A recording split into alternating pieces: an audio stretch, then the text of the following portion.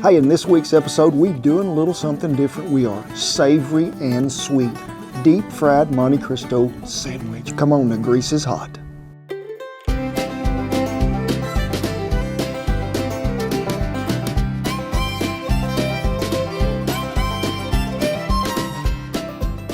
Hey, thank y'all for stopping by the barn today. And what are we talking about? Cooking the Monte Cristo sandwich. Shan found out it's out there at her happiest place in the world. What is that place called, Shan? Disneyland.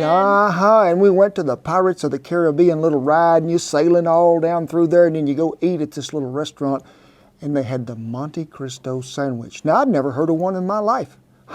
But they all started really back in Paris in the early 1900s, and all the little Paris cafes had these. Yes, they did.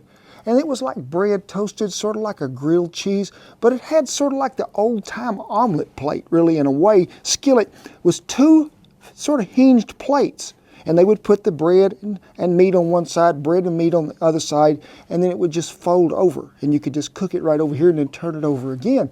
But hey, it has come a long way since then. This is not what you would call your dietary video.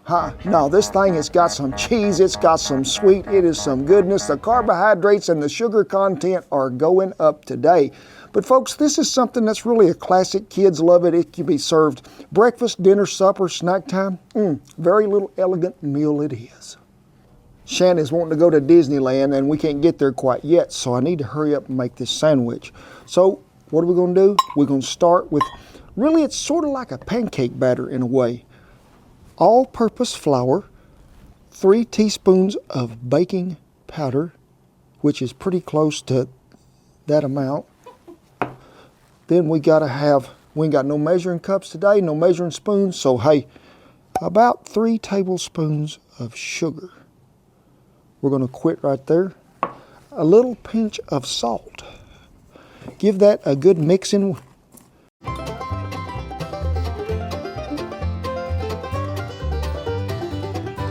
Excuse me, girls, pardon the interruption, but has anybody got an egg in here today? Oh, they're on top of it today, they are.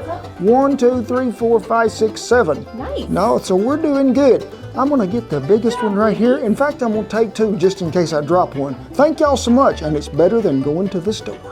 It is time for the hen fruit and the milk.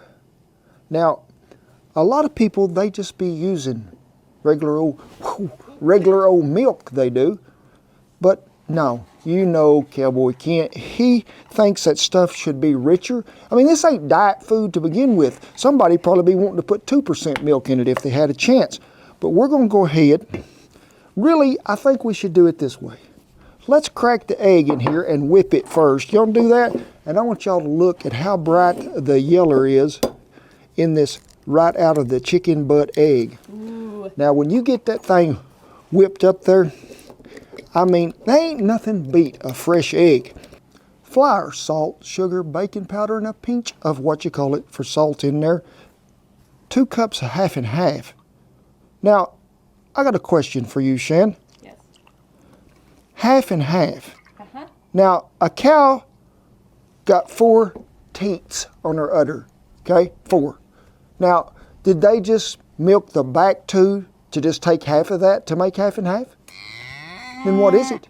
The viewers want to know. I think the viewers know. Oh, it's half cream, half milk. Yep. Is that pretty close? In goes the egg. Everything is in there. Let's get it mixed up really well. Make sure that all that flour gets incorporated and dissolved. We don't want nothing lumpy. Now, this is going to be about the texture or the creaminess of pancake batter. So we're going to have to add just a little more flour, I think, before we go any further. But it's just a little bit thin. And we want this to be able to stay on there really well. So let's go back with just a little more flour. Oh yeah, I can already tell that's going to be the correct amount. Now over here on the fire, we have a Stargazer skillet with probably about 1 3/4 full of oil. A lot of people just pan fry these, just a little dab of oil, but I think it works better if it's sort of a cross between the two, pan fried, deep fried. So batter is good to go. Now we need to assemble the sandwich. Well, went and broke out the Griswold, I did, folks. And why are you toasting bread, you say? This is supposed to be, you said, was going to deep fry this sandwich.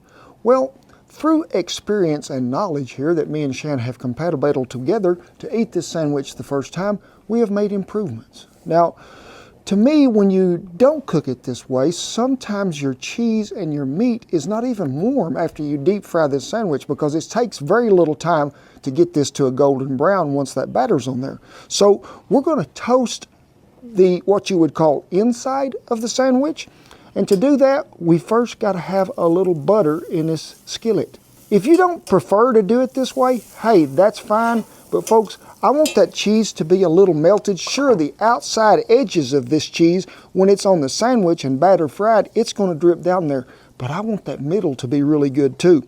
So I tried Texas toast, I tried sourdough bread, thin bread, thick bread.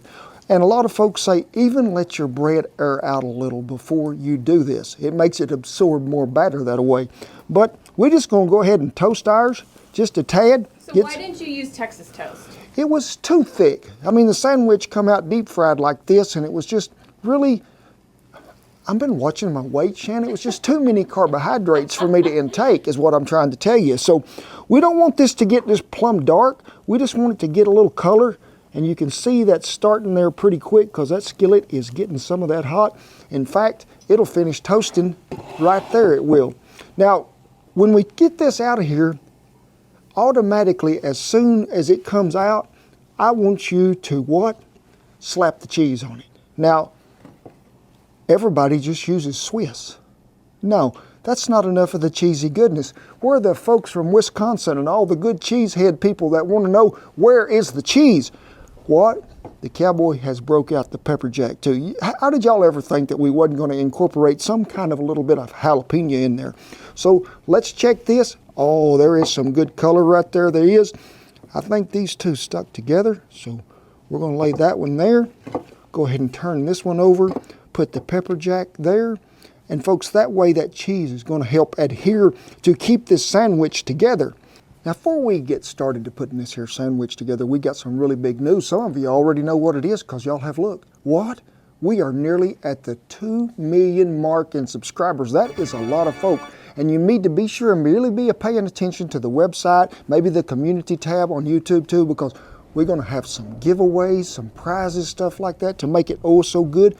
But I'm in a Monte Cristo kind of mood. Assembly time, it is. Now, I want you to take some of that good Duke's mayonnaise. Spread it right here across that cheese. It's going to try to slide a little because cheese is slippery. So make sure you get it covered well, if it will let me.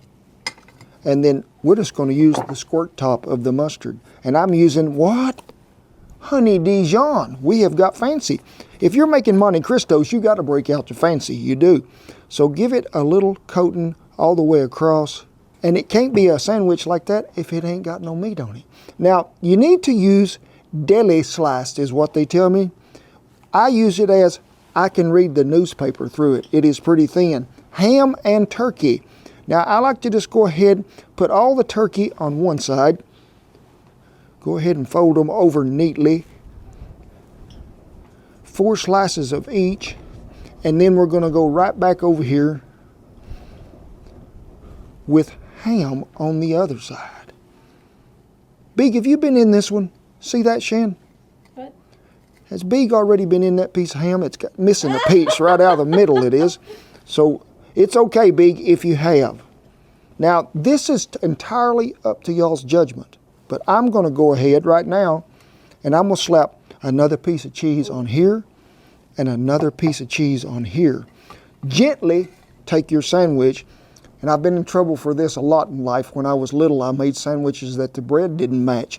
So this is the rounded side, that's the rounded side. You got to have it where it's going to match. It is assembled, it is. The grease is getting hot. You want to run about 350 degrees. Now, I'm going to go ahead so y'all can see this really well and put this right here. Make sure everybody's lined up and give it a little mash.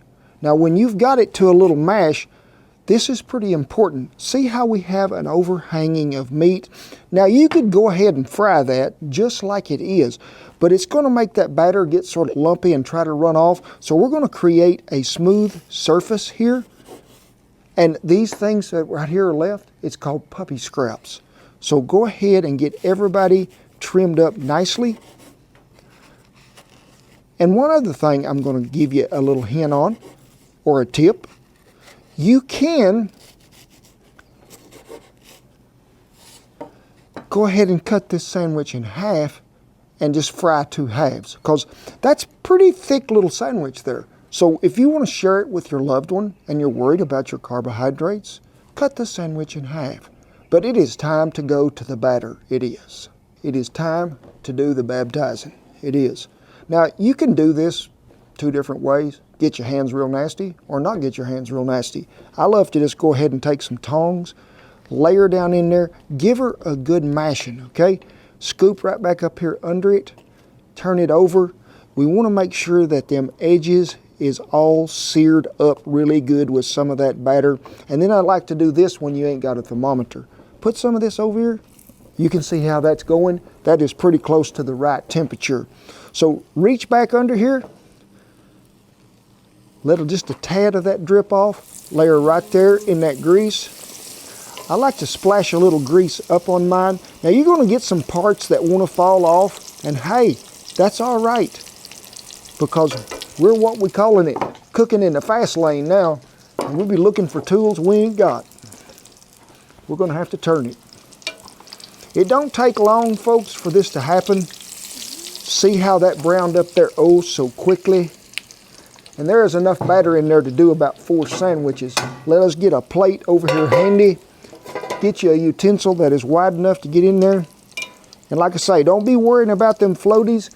You can get them out before you put another sandwich in there. And you can get this as dark as you want it. Hey, just use your own judgment. Just make sure you keep that oil about 350 degrees.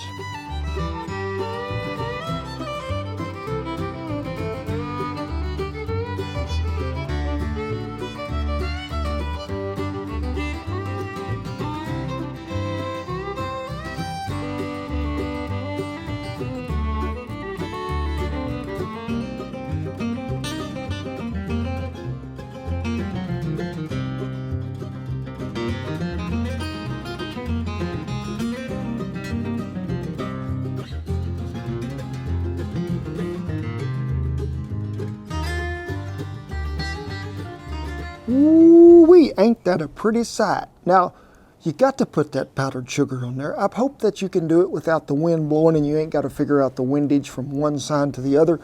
And people be saying, I like some raspberry jam on mine. Well, I like some raspberry preserves with some chipotle adobo sauce mixed right in there, mixed up well, because I want things to be able to take a bite. But we've had good help. The crust come off the sandwich. Side, there you go, girl. You get to be the first one. The big. Hey, Duker, you like to missed out, buddy. There's a Duker. And here's the little Mage. Mage, you better get it, buddy. So you can see how that cheese is melted on the edge as it run off there, and them little crispies. So let's give her a little dunk right in there.